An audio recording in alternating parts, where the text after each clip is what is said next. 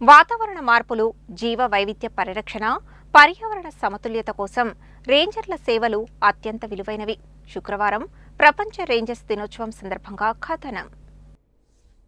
ప్రపంచ రేంజర్స్ దినోత్సవం ప్రతి సంవత్సరం జూలై 31న జరుపుకుంటారు.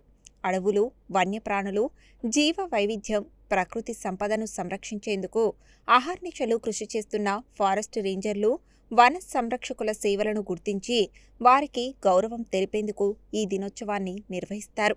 రేంజర్లు అడవులను అక్రమంగా నరికివేయడం, వేట, అటవీ అగ్ని ప్రమాదాలు, వన్యప్రాణుల అక్రమ రవాణా వంటి ప్రమాదాల నుండి ప్రకృతిని కాపాడడంలో కీలక పాత్ర పోషిస్తారు. అనేక సందర్భాల్లో తమ ప్రాణాలను సైతం పణంగా పెట్టి అడవులను, వన్యప్రాణులను రక్షిస్తూ పర్యావరణ సమతుల్యతను కాపాడుతున్నారు. భారతదేశంలో అటవీ శాఖ అధికారులు, సిబ్బంది పులులు, ఏనుగులు, చిరుతలు వంటి అరుదైన జంతువులను సంరక్షించడంతో పాటు అడవుల అభివృద్ధికి విశేషంగా కృషి చేస్తున్నారు. వాతావరణ మార్పులు, జీవ వైవిధ్య పరిరక్షణ, పర్యావరణ సమతుల్యత కోసం రేంజర్ల సేవలు అత్యంత విలువైనవి. ఈ సందర్భంగా ప్రజలు కూడా అడవుల సంరక్షణలో భాగస్వాములు కావాలి.